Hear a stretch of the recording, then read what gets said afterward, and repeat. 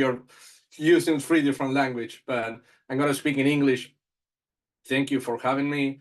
As you mentioned, I'm Fernando Arendar, the founder of Niti Studio. It's a branding agency that specializes in packaging for food and beverage products, also known as CPG. I've been in the packaging and branding industry for over 18 years, and I work with major and legacy brands like PepsiCo, ABI, Unilever, Kimberly-Clark, Nestle, Clorox, and the list go on. Currently, I'm primarily work with brands in the US market and some brands from the UK, helping them launch their product without making avoidable mistakes, you can call, and optimizing their packaging, especially in the redesign phases.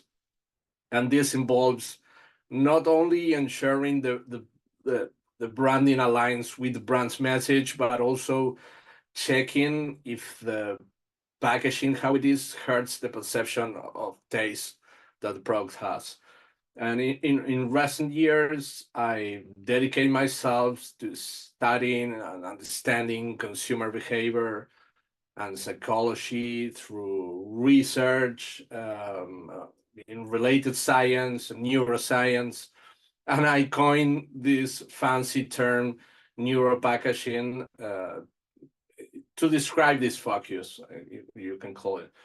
And I also write content on this topic, as you may know, using real-world examples to show how our perception of taste and product quality is influenced by factors most people wouldn't even imagine. So I always try to bring to the table this content to the audience. And regarding your question on sustainability,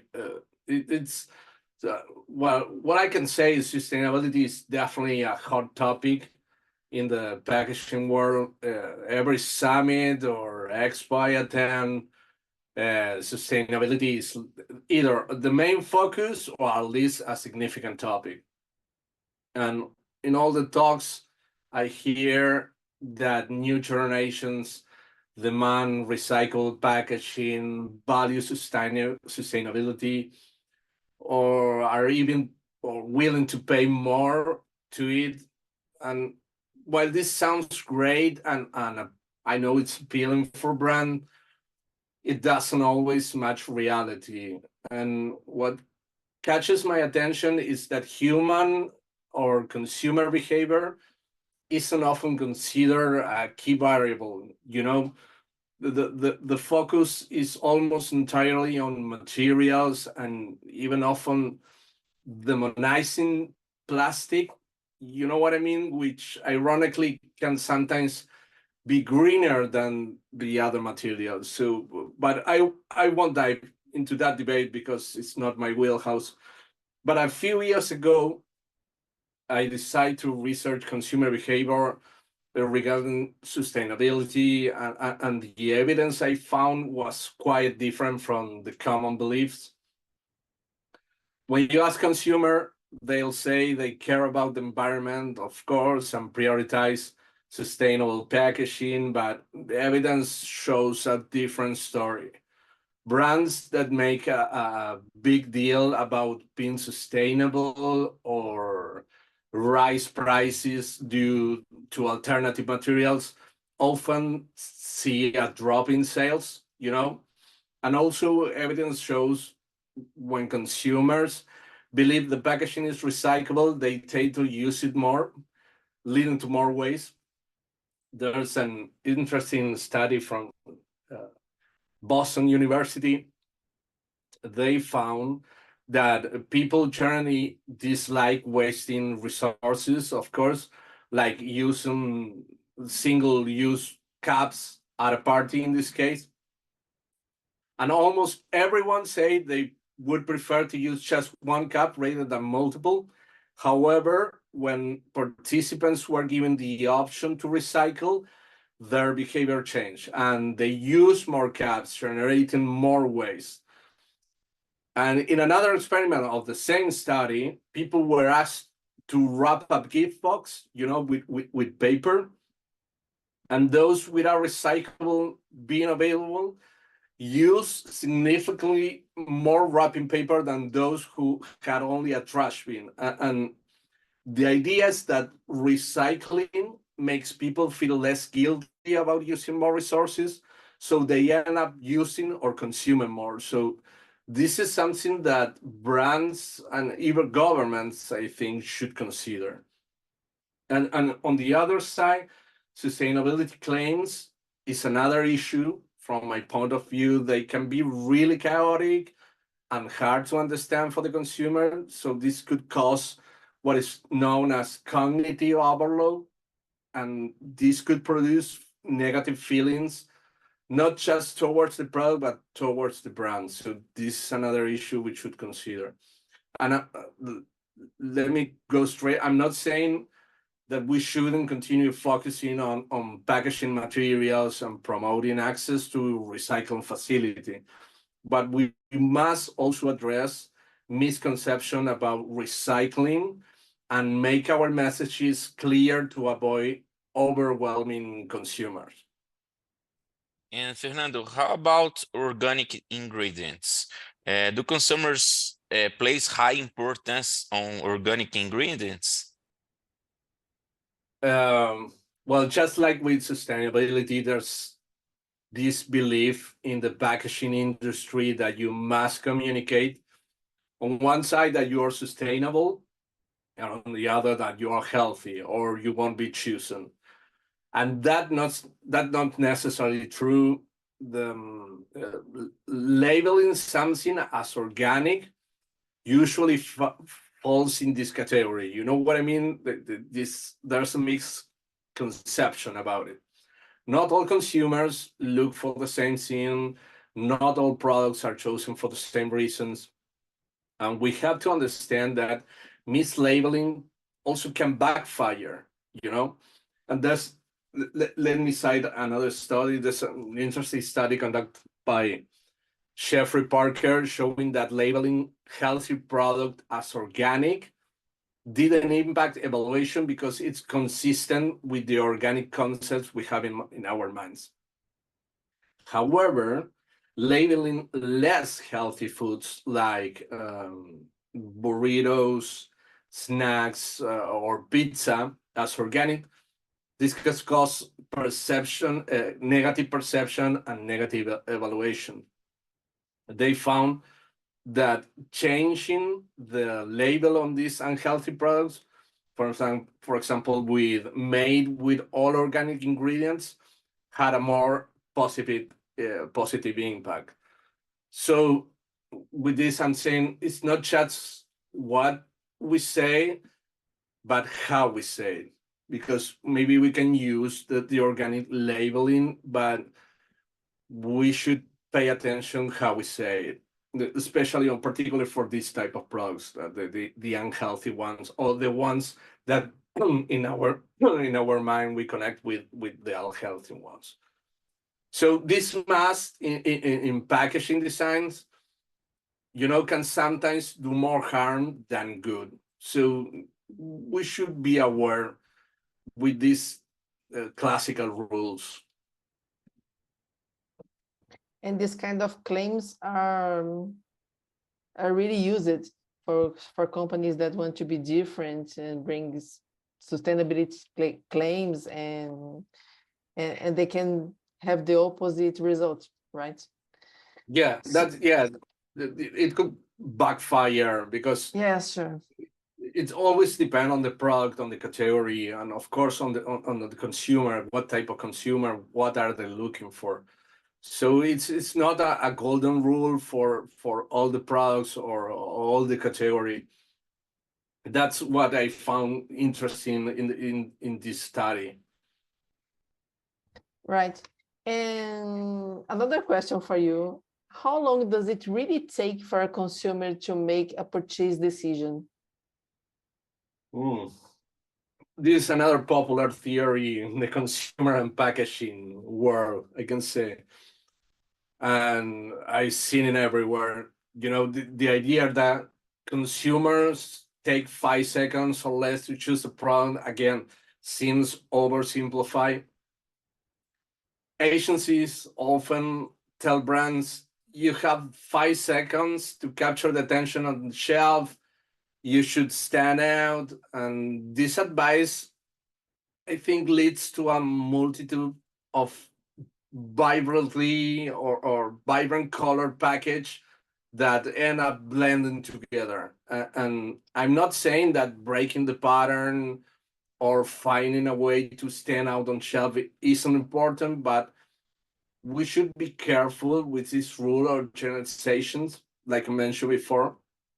And I spent a lot of time studying consumers in supermarkets and grocery stores, and it's hard to define a constant when you observe them, because many variables come into play. You know, I completely agree with, well, Phil Barden, I know he was on your show, says about the behavior is a combination of the person and the context.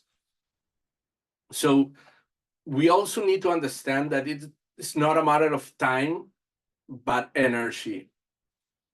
Our brains optimize energy by seeking certainty and familiarity because it can predict easily. If it can predict easily, it can save energy. You know, so Lisa Feldman Barrett says our brain predicts, it doesn't react. So we should focus on the energy consumers spend, not just the time. And consumer need to easily recognize the product type and be sure that it meets their expectation. And then we should ask ourselves, do they need to feel superior? Are they looking for something delicious to treat themselves? Are they looking for a healthy option because they are watching their figure, or simply want to feel like they are not choosing junk food? You know, and understanding the motivation, I think, is key. And there may, I don't know, there may be more than one, but it's important to understand the hierarchy in this case. And let me add this. I mentioned that the brain avoids expending too much energy and seeks familiar patterns, but also needs novelty for pleasure, for motivation. And Matt Johnson and Prince Goodman call it new and safe in their book Blindside. And in packaging, novelty can be more than just graphics or the design on the front of the packaging. It can include shape, materials, surface, product reformulation, shelf positioning, store location, or even the sound it makes. There's a curious case related to this about sand chips. I wrote a post about this, which launched a bag in, I think it was 2013, that was so noisy, it had to be pulled from the market due to a consumer complaint. So with this, I mean that the sound of packaging can also impact or caught the attention of the consumer. It's not always the same variable. And Fernando, do you see a lack of knowledge among packaging designers about consumer psychology and behavior? Definitely. Yeah. I think this mainly due to two reasons. On one side, scientific research isn't covered academically. You know, you won't even study about the scientific research and college or universities. There's also a belief that science limits creativity. You know, I don't know why, but that's a belief. And I talk to many researchers who say that when they present study results related to design perception and evaluation, creative agencies are often resistant, feeling their creativity is being restricted in some way. So that's from my point of view is one of the reason behind this. When I first dive deeper into consumer psychology and behavior, I was surprised at how little of this data we saw in university or even consider in the design industry.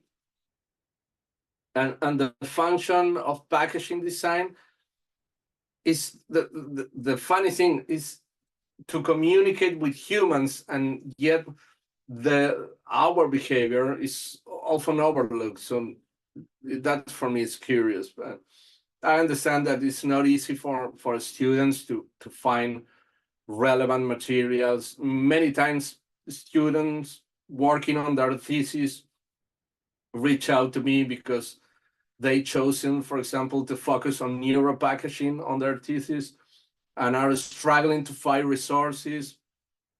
And this is a common issue.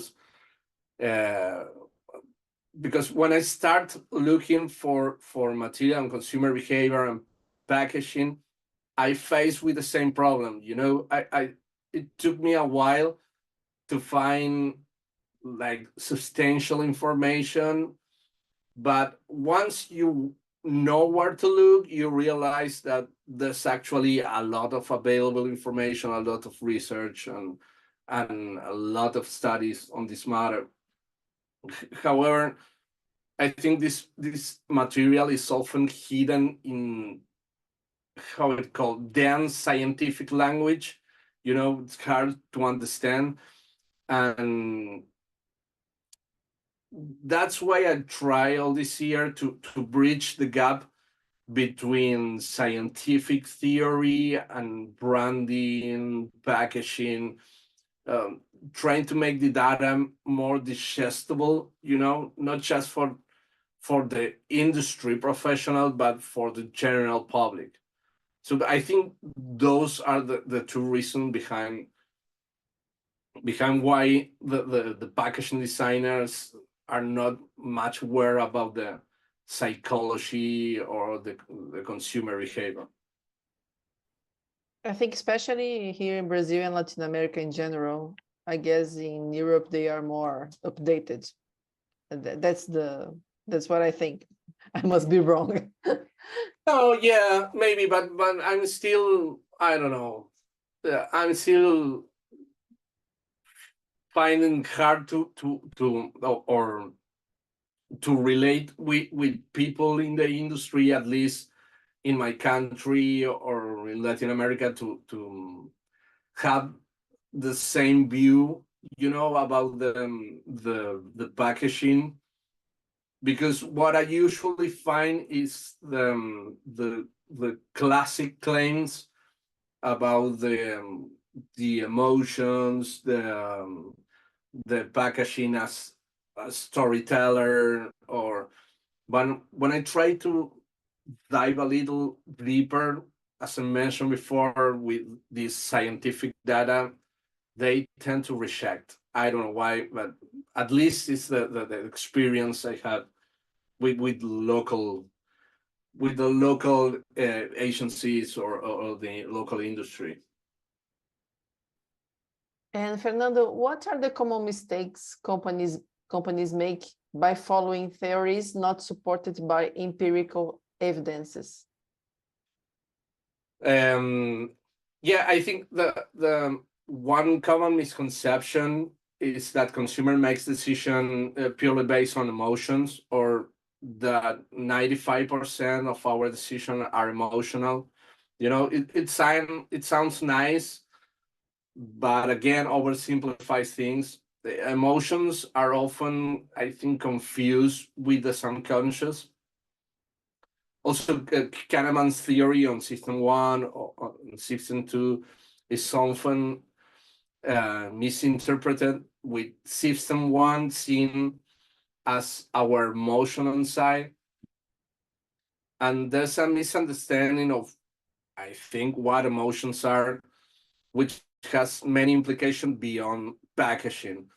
Let me tell you that Lisa Feldman Barrett's work, I think, is great for understanding this and how our brain works or function. And another mistake, I think, is believing consumers will carefully navigate packaging and pay attention to every detail, that they'll scan QR codes to trace product origins or interact deeply with packaging. Of course, while exceptions exist, this doesn't reflect the general behavior or consumer behavior. Consumers typically look for brands to simplify their lives, not to provide, I don't know, unique emotions and all that fancy stuff. I think those are the most common mistakes the brand usually make. But like I mentioned before, it's something that it's how can I say, the agencies or the branding or packaging industry, I think they are part of this problem, because sometimes it's the direction they take for this type of projects or for these brands. So maybe I understand why they make these mistakes, but generally speaking, I think, or at least for me, the most important misconception is about the emotions. But it's a long talk for an entire episode. And Fernando, in order to finish our episode, is there any hack to build a perfect design to packages? Oh, well, I don't believe in a perfect design, because I don't believe in perfection, but maybe that's a more philosophical discussion. But what I can suggest is a more reliable approach we follow at my agency. And that approach would be to consider consumer behavior and the limited energy consumers generally spend.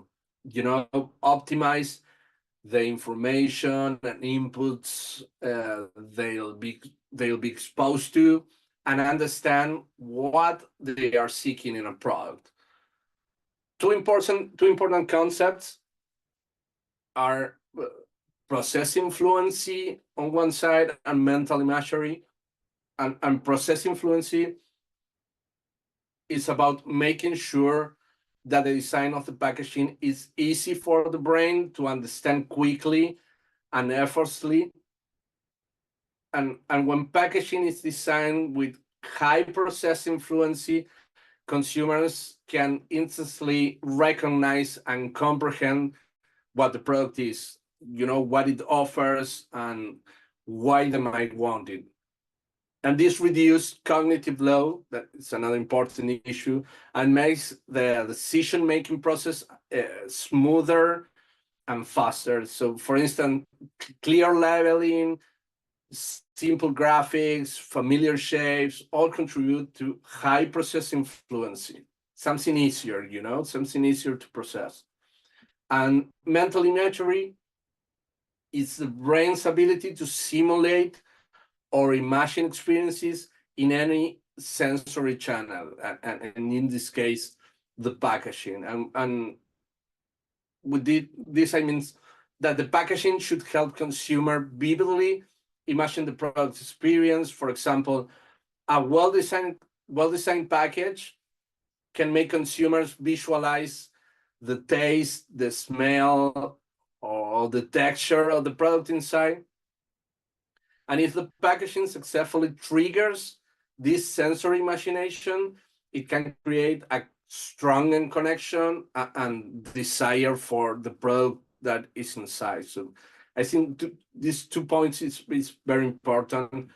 when designing a packaging. I don't know if the perfect packaging, but it's the I think it's the packaging that would work on the market. So for me, clarity is what we want to convey, that it's crucial. And as I always say, it's better to be clear than clever, you know? So let's be clear how we convey our attributes, how we convey the brand message, the experience that the consumer will have with the product and all the stuff in a very simple way. And Fernando, for the ones in our audience who want to follow you and know more about your content, what are your social medias? Yeah, you can reach me on LinkedIn. You can message me there, or my email is nando@knittedstudio.com, so you can reach me or shoot me an email. So I think those are the best ways to reach me out.